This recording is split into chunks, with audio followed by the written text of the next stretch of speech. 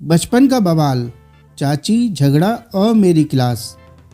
ये बात काफ़ी पुरानी है, जब मैं कक्षा 1 या 2 में पढ़ती थी। बहुत अच्छा वक्त था। हम किराए के मकान में रहते थे। वहाँ का माहौल काफ़ी खुशनुमा था। सभी एक दूसरे के साथ मिलजुल कर रहते थे। लेकिन 2 मंजिला वाली दोनों चाची टूटी फूटी बोतल की तरह थी। कभी भी आपस में बात नहीं करती थी, जैसे दोनों की आपस में कोई बिग बॉस चल रहा हो। एक चाची मेरी मम्मी की सहेली थी और दूसरी चाची की बेटी मेरी पक्की दोस्त थी। जब हम अपनी सहेली के घर जाते तो बगल वाली चाची ऐसे घूरती थी जैसे हमने कोई चोरी कर ली हो। लेकिन जब वह मेरे घर आती तब खूब हंस हंस के बतियाती। उनका यह अजीब सा तड़का था। एक दिन उन दोनों पड़ोसन के बीच किसी बात को लेकर खूब तू मैं हुई। थोड़ी देर बाद मैं अपनी सहेली के घर गई और हम दोनों गुड़िया खेलने लगे। अचानक मेरी सहेली बोली, आज बगल वाली चाची ने मम्मी से बहुत झगड़ा किया, वो बहुत बदतमीज हैं। फिर वही मम्मी की सहेली मेरे घर आई। वह अपनी पड़ोसन की निंदा करते करते खूब व्यस्त हो गई। मैंने भी अनजाने में बोल दिया, मेरी सहेली कह रही थी बगल वाली चाची बहुत बदतमीज हैं। मैंने बचकानेपन में कह तो दिया, लेकिन अभी इसका आउटपुट आना बाकी था।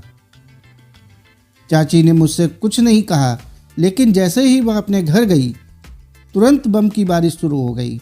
सारे पड़ोसी अपने अपने घर छज्जे में लटक कर अपनी अपनी पोजीशन ले ली, जैसे उस ड्रामा के दर्शक बनना उनका जरूरी है। फिर झगड़ा शुरू हो गया। किसके सामने मेरी बेटी ने बदतमीज औरत कहा। अचानक मेरे नाम की घोषणा हुई। मेरे नाम की घोषणा सुनकर अब मुझे पर्दे पर उतरने से कोई नहीं बचा सकता था। मुझे बुलाया गया। मेरी मम्मी बोली, सच बोलना पर दूसरे की बातें इधर उधर नहीं करनी चाहिए। सुनकर मैं यही सोच रही थी कि ये नैतिकता की क्लास किसके लिए चल रही है। चाची ने मुझसे पूछा, क्या इनकी लड़की ने मुझे बदतमीज बोला? मेरी हालत खस्ता थी। डर के मारे बस हाँ में सर हिलाया।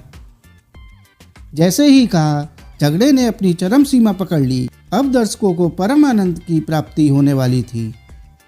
सभी मुंह भाए इस झगड़े को ऐसे देख रहे थे जैसे कोई कॉमेडी शो चल रहा हो। बस पॉपकॉर्न आने की देर थी।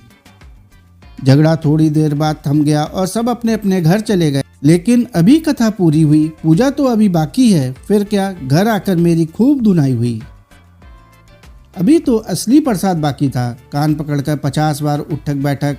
हर बार यह बोलना था, ऐसी गलती अब नहीं करूंगी।